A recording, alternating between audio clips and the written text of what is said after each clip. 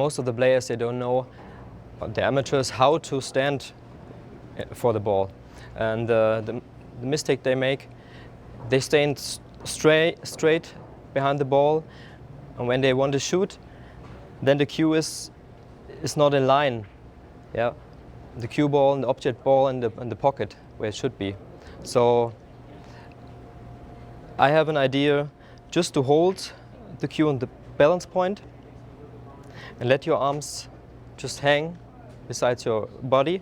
Then your body shows you how to stand for the balls, because the cue tip, when you're a right-hand player, will show to the left.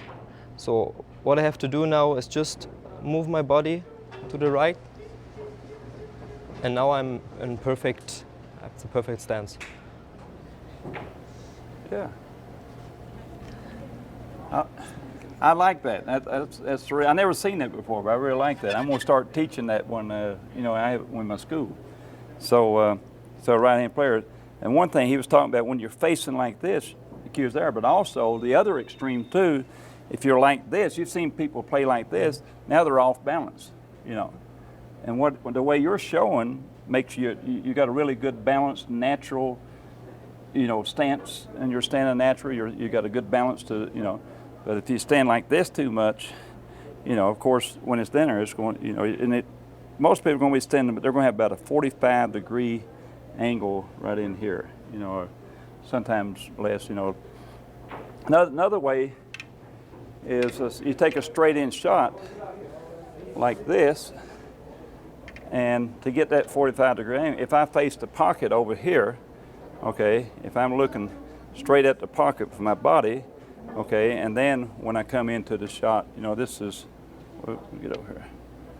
Okay, once I get down into the shot like this and I raise up, I look, I'm facing this, so that's a 45-degree angle there, I like your way better. I like that, the way it's standing. The stance, there's no one way to stand. It's got a lot to do with your height. As far as like getting, some people really get down on the ball like this, like a lot of snooker players and some of the pool players too. You get down pretty low, right? Okay, but I'm more of an upright player. I don't get down as far, and I think a lot of tall players are that way. They don't get, down as low possibly. And a person that gets way down, they visualize a shot. You visualize a shot different than I do. You're looking more down the cue, right? Mm-hmm. When you shoot, okay. Where he gets down, he's looking more down the cue like this, but I'm looking mostly from here to here, this part. I don't look down the cue as much, But that's a preference. That's, we all play different, have different aiming techniques and everything. What about some aiming advice? Maybe what's the last thing you look at? Say you have a shot like this. You have this 3-ball, and you're going to pocket that 3 and go 2 rails back here. Once you're showing, are you looking at the cue ball last, or are you looking at the object ball last? I'm looking at the object ball last because, and exactly the point where I want to hit the object ball. Okay. Mm-hmm. Yeah, that's I'd say probably 99% of the good players, or maybe even 100%. That's a question that's asked a lot is do you look at the cue ball last, or do you look at the object ball last? You look at the object ball last because that's your target. It's like playing darts. When you're throwing a dart, you don't look at the dart, you look at your target. So say the cue ball's the dart, right? That's our target.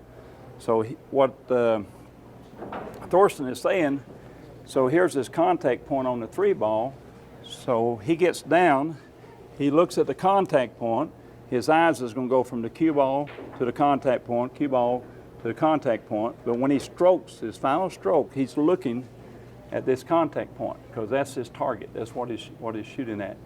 And then he relies on his good basic fundamentals, everything to go straight through, follow through to that point.